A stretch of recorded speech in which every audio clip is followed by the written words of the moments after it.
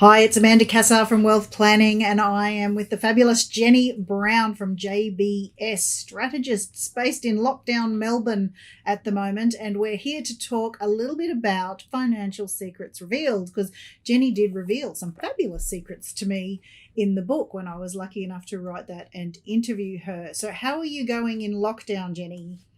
Oh, look, it's just tough.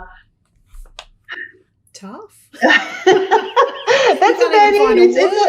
It's sort of like Groundhog Day. It's just like every day is the same. It's just, slightly different. But so look, we're getting there. Walking the dogs, and that's about it. Yeah, I look very, very fortunate to live in glorious Mount Martha. So since I was interviewed in the book, we've actually moved down to the Mornington Peninsula permanently. So I was, if I'd had the foresight, timing couldn't have been better. So 3.5 years ago, moved down here. So I've got magnificent views, and at least I'm not looking at full wolves. So very grateful for that. Yeah, and 2 new puppies to add to the collection of keeping you very busy getting them walked. 2 new puppies who are now, 1 year old, wow. Would you believe? Yep, I would, because I was there when you got them a year ago. So when I was still allowed to visit back in the day. So hopefully by the time this goes live, you will be out of lockdown and able to at least get coffee and go to a restaurant and live life again, which would be fabulous. So that would be good. It was Boxing Day last year that I went to Melbourne, and haven't been since. So I need my fix. We'd love to have you back down again, but you probably won't be able to get back up. Yeah. Can I quarantine in my own house? That's the question.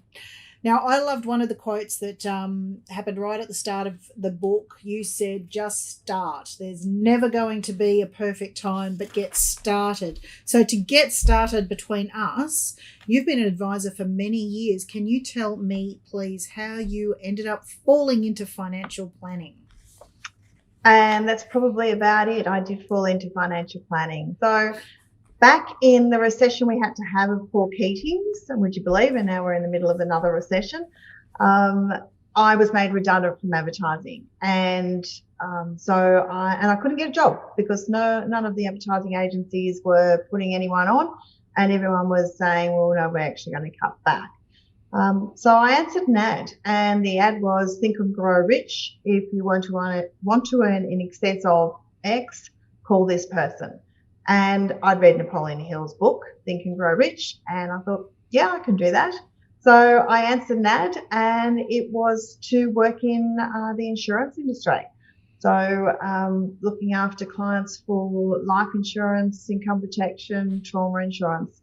So I basically fell into it through that. And then from there, started, doing study and networking, and found out more about financial planning, and then moved to then be licensed through a fabulous group of people who taught me really the fundamentals and foundations around financial planning, and tax and structures and all that sort of stuff.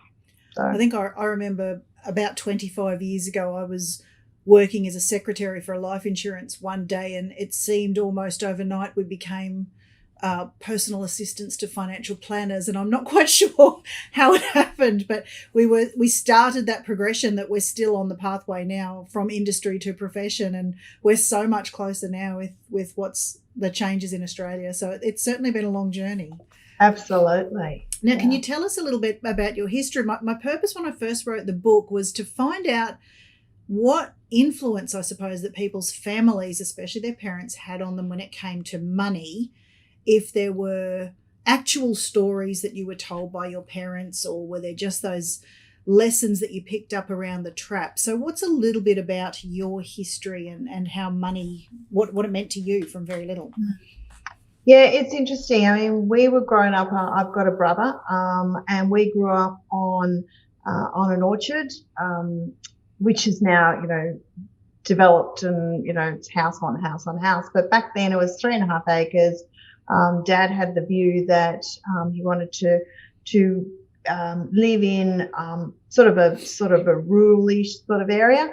And one of his favourite sayings was, "Money doesn't grow on apple trees." Now, we happen to be living on an apple and pear orchard, so it was very apt. And I think the history from there really came about. He grew up in Newport in the Depression.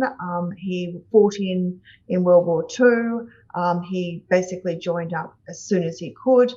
And so when he came out of the war, he looked after his mother. His father unfortunately passed away. He looked after his mother and his sisters. And so it was very hard work for him at the time. And, really, you had to look after, you had to count every penny. And so that was really instilled in us as kids you just can't expect to just be given money. You had to really earn it, and delayed gratification was a big teaching of his. So if you wanted a new bike, you couldn't just race out and get one, I'm guessing. Correct, no. So the idea was we did chores around the house because we lived a fair distance away from anywhere else. So whether it was washing the windows, emptying the dishwasher, preparing the meals, washing the car, whatever it happened to be, and we earned points as such. And those points then converted to dollars. And if we wanted a new bike, then we had to save for at least 50% of that. And the other 50% was negotiated, generally speaking, as a birthday or Christmas present, depending on what time of the year. So wow. we had to work for it and earn it. And as a result, I think I'm one of these hoarder people that doesn't throw away anything because I really value what we've got. That's a really interesting point you make between delayed gratification and valuing things. Do you think the society we're in today still fundamentally has that, or in a massive change and living in a world of instant gratification now? I think we're in an instant world of gratification. Having said that, I think that COVID has reset a lot of people, and not being able to spend time with our family and our friends and get out and I guess enjoy life. In Victoria we can't go, or Melbourne, we can't go more than 5 k's from where you live. I think as a result, then we value the simpler things in life, and we've learned to value because they've been taken away. So I think it's interesting. A lot of people are getting back to that, the way that I was when I grew up, the gardening and the seeking the pleasures out of those sort of simple things that we have taken for granted for so many years. It seems a very generational thing that our parents or grandparents who were either war babies or post-war babies, that they lived in this world of massive scarcity where things absolutely had to last. They'd mend their nylons, or the shoes or whatever they had to be repaired. It wasn't just, I'll duck down to Kmart and get my 10-pack of sockies or undies or T-shirts or whatever it may be. That wasn't an option. And I was even talking to my mother recently about how they used to have, I think you'd call it a lard jar in the fridge where you'd recycle all the oil. And, you walk into a supermarket now and there's 15, 20 different types of oils on sale. Do you want your coconut, do your olive oil we just didn't have the variety or the means back then. So it's very slowly, I think, changed. But like you said, it's almost lovely to see that return to the simple things mentality that is shaping up now. So absolutely. One of the things I like to ask in the book was, what was the best financial tip that you were ever given growing up, or the one that stood out the most to you over the years? Yeah, I think look, there's probably two. One is, I was told through very early on in my financial planning career is you need to live where your clients live. And what was meant by that was, don't live, if you want to attract certain type of clients, then you need to be able to understand how they live and where they live and what their lifestyle and things like that was, and to show that you were on the same sort of level as them. And I'm not talking about keeping up with the Joneses and stuff like that, but just, understanding what they Is that like attracts like almost, or Yeah. like working with people who you're like and Yes. interested in? Yes. Yeah, and that was really where it came from. So I think that was the first, one of the first. Well, that was very early on in financial planning. And the other thing is to value money, and that came from my father. Is to to make sure that you do value what you're earning, from that side of things. Yeah, actually, when we put this together, you just made the decision and you'd sold Glen Iris and I think Sorrento, and you were looking to move to Mount Martha. So you'd made that lifestyle decision then. So it's all come true in the interview. It has come through. It's interesting. Yeah, wonderful. Now, as an advisor, an award-winning financial advisor with your own business, obviously people come to you professionally and pay for your advice. So do you have a top tip that you like to share with your clients? Well, I guess, one of the things that we always talk to clients about is, clients need a money coach or a financial advisor, just like elite athletes need, their own coaches. So to make sure that you've got somebody there in your corner to help you with various strategies and keep you accountable, I think is really, really important. And the other thing is to make sure that you're invested wisely, and diversification is key. So, one of our top tips is good quality property and blue chip shares are really, good winners. So yes, you can pick a mid-cap stock that, flies one day, but it can crash the next. So it's really important to make sure that you've got a good, well-rounded, diversified portfolio. Yeah, I suppose that's especially so in times at the moment where we have such volatility and uncertainty. I mean, we've got local elections coming up, the American elections coming up. So it's, very, very good advice, especially for the long-term investor. So Absolutely. Now, something that a lot of advisors or money coaches recommend is having a budget. And I know, look, most people's eyes glaze over or roll back in the head when you say the dreaded budget word. So do you run one first personally, I suppose, for you and your partner? And do you have one for your business as well? And if you do, what's the value in it? Yes and yes. So for business, we use Xero. It's really easy software. Everything feeds in. So I'm so used to use Xero. I've been using it now for well over 20 years. So really when GST Wow, is that old now? Xero. Sorry? I didn't realise Xero was that old now. Gosh. Yes. So almost when GST came in, that's when we went to Xero.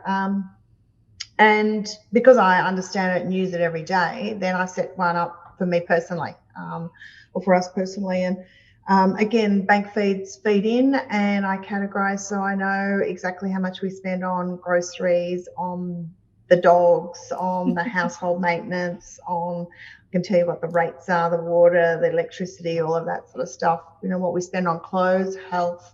And by doing that and knowing that, you can see where your money's going and you can see how much you're saving and how much things are costing. So it becomes really easy to then do a review to say, well, why are we spending this amount on, I don't know, pick electricity, or going out or whatever it happens to be, and do we need to review it? So from a personal point of view, absolutely. And so when clients say to me, I hate that word budget, it's like, yeah, I know, but if you set it up, it really does make a lot of sense longer term. Yeah. And then for a business, yes, we use Xero, but I also run cash flow forecasts on a spreadsheet. I prefer to do it on a spreadsheet because I then group the expenses. So we do forecasts for the next 12 months on what we anticipate is going to come in every month and what expenses are going to go out. And that's based on historical 12 months ago, what those expenses are, and then what's changed. So we review that as a business every month, and make sure that we're on track, that our EBIT's tracking the right way, that our debt levels are going down, and that our cash in the bank's going up. Excellent. Which I suppose leads into business planning and a formal business plan. Again, they can go from one page to hundreds of pages.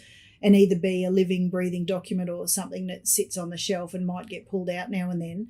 Do you do business planning, and do you revisit it? How does that work for you? Yes. So yes, we do business planning. So we generally do an offsite. I've got a business partner. We generally do an offsite on at least an annual basis. So we spend a day just going through everything, looking at the values, the principles of the business, so what we stand for and what our trademark behaviours are.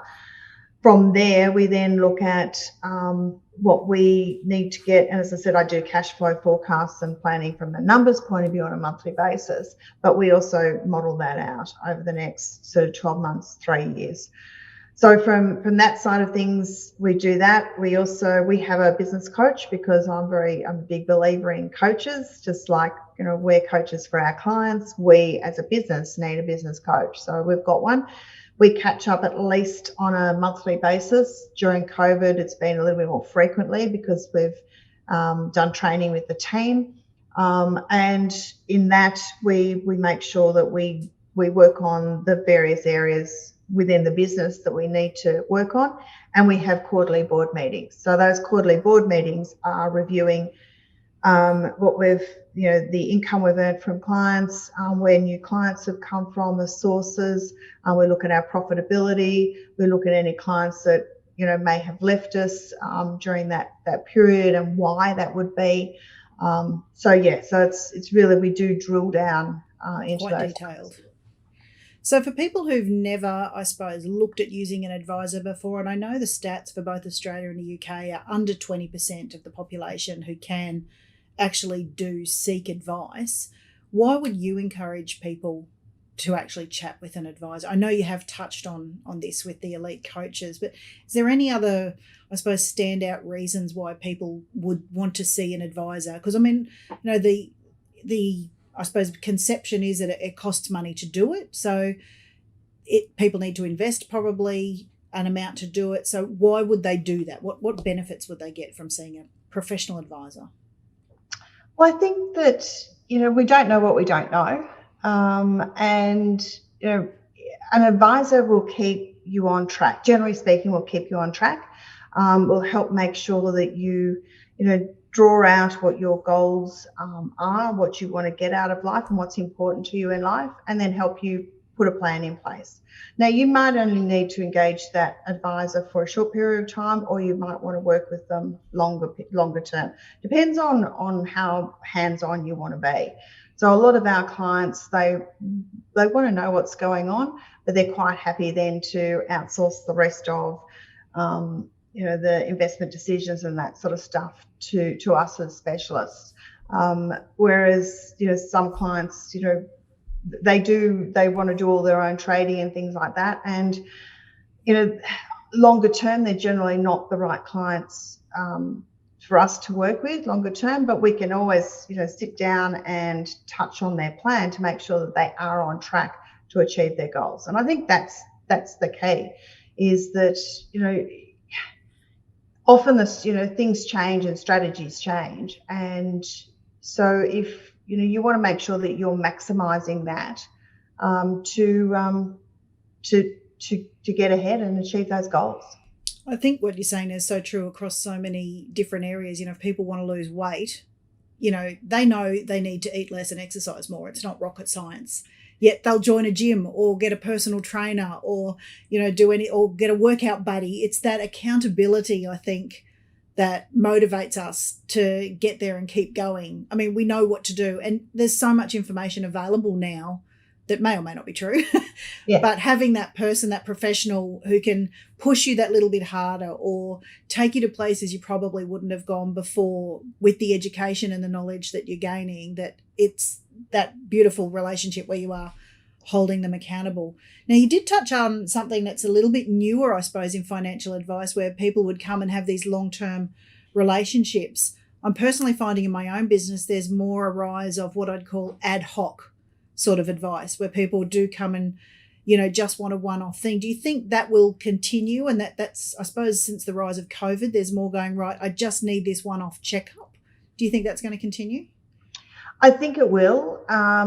a challenge for us as advisors is to make sure that we price our services appropriately so that, we make money and it's the right price for the clients. Yeah. So I think that is a challenge, but I think more and more people, and I think probably not necessarily your pre and post retirees, but your younger, 30s and 40s, they want to get that plan. They want to understand what they need to do, and then they'll track it themselves. So they're quite happy to work with an advisor as a one-off, or maybe a series of meetings, and then run their own plan for the next however many years until something else changes. Yeah, I've found that too, where then the next big thing is, we want to save for a house, or we want the baby or whatever, and there'll be a 4 or 5 year where they'll be going, right, I want to check in at this stage rather than see you every year. So definitely finding that, like, rise of ad hoc advice to be new and different, and something is, like you said, we need to price right and get right for the clients who need that. So I think it's a great new area that we're all sort of expanding into. Any other top tips or anything that comes to mind for financially, I suppose, betterment of people who are listening in and want to know, what are these secrets to advice and finances that they haven't learnt yet, or can pick other people's brains to take home? Look, I think we've covered most of them. I guess one of the, it's get the right advice, partner with the right people, make sure that you're either hold yourself accountable or get the right coach to hold you and keep you accountable. And no plan is ever put in concrete. Things change, but making sure that you can see what's going on down the track and that you are adaptable enough to be able to change and move with the times. Yeah, perfect. And, every year we're not going to be able to sit there and go, look, you made 10% in your portfolio this year. Look, if we're in control of markets, we wouldn't be sitting here chatting, would we? So, I think having that coach to go, look, there will be good years, bad years, but we're on track. This is the long-term goal, and we're still doing that, because it can be tough times when you go, what's happened in the last 12 months as the wheels fall off, and to just go, look, we're staying the course. We know it'll get better. If anything, I suppose when the wheels do come off, it's that great time for the advisor to say, throw in more while markets are down, and not be so frightened and switching where, we have seen clients in the past go, oh, I'm so frightened, I'm changing it all to cash, which is the worst thing, and they find out in hindsight. So, I think having that coach to keep you accountable is a really brilliant idea. So absolutely. And make sure that you save. Yes. Keep spending down. Live within your means. Best advice ever given by anybody, that one, isn't it? So, exactly.